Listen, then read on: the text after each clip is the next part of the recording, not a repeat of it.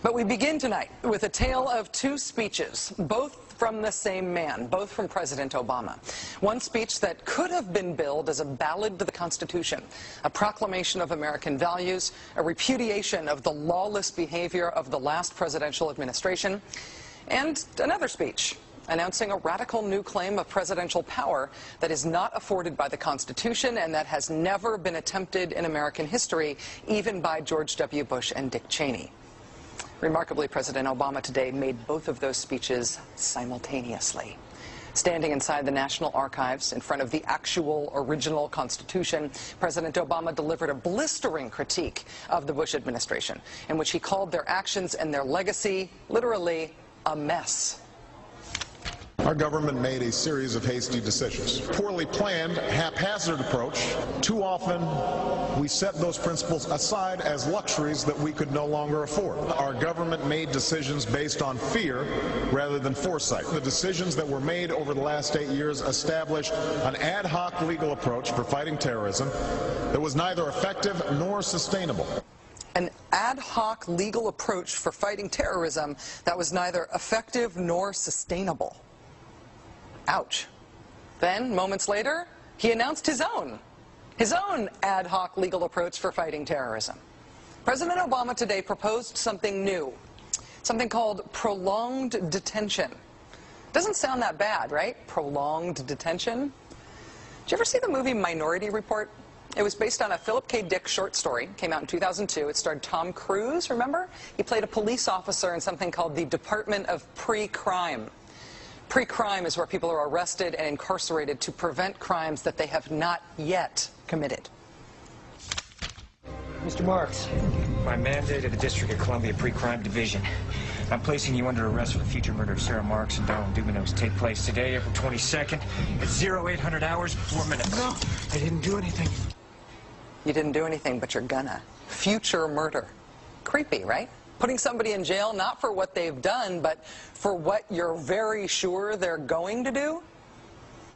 There may be a number of people who cannot be prosecuted for past crimes. In some cases because evidence may be tainted, but who nonetheless pose a threat to the security of the United States. We're not prosecuting them for past crimes, but we need to keep them in prison because of our expectation of their future crimes. Al-Qaeda terrorists and their affiliates are at war with the United States, and those that we capture, like other prisoners of war, must be prevented from attacking us again. Prevented. We will incarcerate people preventively. Preventive incarceration. Indefinite detention without trial. That's what this is. That's what President Obama proposed today, if you strip away the euphemisms. One civil liberties advocate told the New York Times today, quote, "We've known this was on the horizon for many years, but we were able to hold it off with George Bush. The idea that we might find ourselves fighting with the Obama administration over these powers is really stunning." And it is stunning, particularly to hear President Obama claim the power to keep people in prison indefinitely with no charges against them, no conviction, no sentence, just imprisonment. It's particularly stunning to hear him make that claim in the middle of a speech that was all about the rule of law. But we must do so with an abiding confidence in the rule of law. Our government was defending positions that undermine the rule of law to ensure that they are in line with the rule of law. How can a president speak the kind of poetry that President Obama does about the rule of law and call for the power to indefinitely, preventively imprison people because they might commit crimes in the future? How can those two things coexist in the same man, even in the same speech? Well, that brings us to the self-consciously awkward, embarrassing part of this speech today. After condemning the Bush administration for what he called their ad hoc legal strategy, for trying to make things seem legal that patently weren't, this is what President Obama proposed.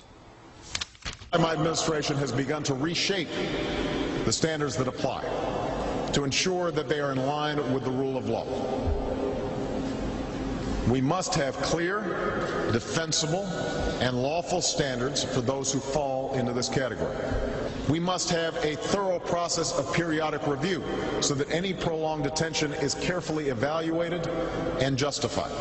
Our goal is to construct a legitimate legal framework for the remaining Guantanamo detainees that cannot be transferred.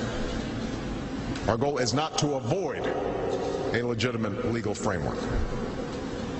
In our constitutional system, prolonged detention should not be the decision of any one man. If and when we determine that the United States must hold individuals to keep them from carrying out an act of war, we will do so within a system that involves judicial and congressional oversight. And so going forward, my administration will work with Congress to develop an appropriate legal regime so that our efforts are consistent with our values and our Constitution. You'll construct a legal regime to make indefinite detention legal. You will, what does he say? Develop an appropriate legal regime. So you can construct a whole new system outside the courts, even outside the military commissions, so that you can indefinitely imprison people without charges. And you'll build that system from scratch. What's that somebody said about ad hoc legal strategies? Just for context here, in the United Kingdom, where there isn't even a Bill of Rights, there's been a major debate about whether people can be held in preventive detention. Former British Prime Minister Tony Blair wanted 3 months to be the outer limit for how long anyone could be held. There was a big political fight about it. Parliament ended up limiting that power to 28 days. 28 days is still the longest period of preventive detention that's allowed under law in any comparable democracy anywhere in the world. How long would President Obama's proposed preventive indefinite detention last? Well, he's not saying yet, but here's how he defines the threat that he says makes indefinite detention necessary. Right now, in distant training camps and in crowded cities, there are people plotting to take American lives. That will be the case a year from now, 5 years from now, and in all probability 10 years from now. 10 years from now. So you could get arrested today and locked up without a trial, without being convicted, without being sentenced for, say, 10 years until the threat of your future criminal behavior passes. Prolonged detention, he's calling it.